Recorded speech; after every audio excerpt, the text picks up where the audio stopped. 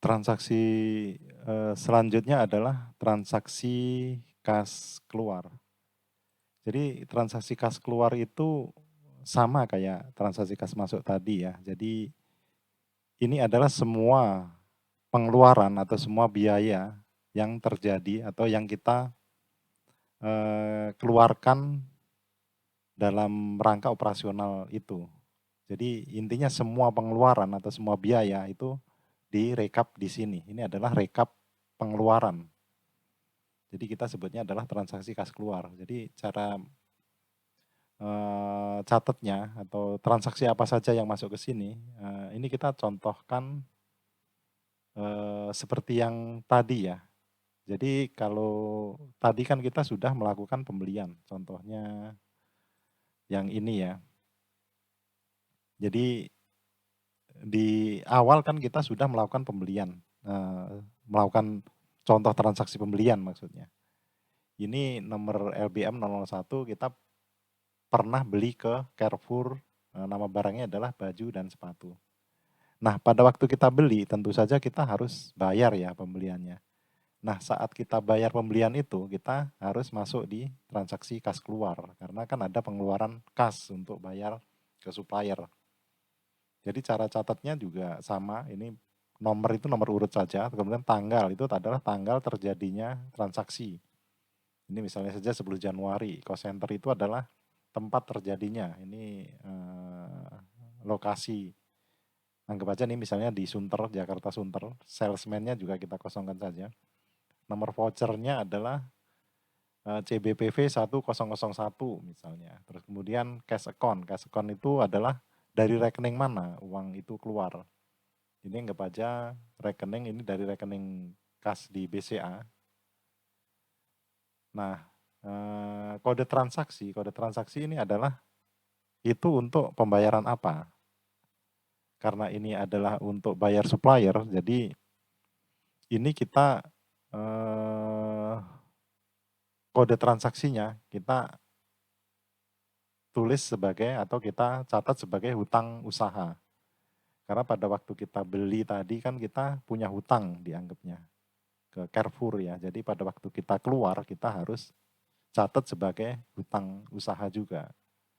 Nah, lawan transaksi itu juga sama pada seperti pada waktu kita beli. Tadi kan kita belinya ke PT Carrefour ya. Jadi pada waktu kita kas keluar ini juga kita harus tulis lawan transaksinya adalah PT Carrefour juga. Referensinya adalah LBM 1001. Itu harus sama dengan pada waktu kita beli barang tadi ini. Kita coba masuk ke kas keluar lagi. Nah, kas keluar atau nominalnya kita tulis di sini. Jadi anggap aja kita bayar 50 juta. Kalau kita lihat di pembelian tadi, yang pembelian LBM 001, ini kan total tagihannya sebenarnya adalah 74.925.000. Jadi kita anggap aja ini baru bayar 50 juta atau pembayaran ke satu. Jadi kita tulis saja keterangannya adalah pembayaran ke satu. Nah, itu cara mencatat transaksi pembayaran atau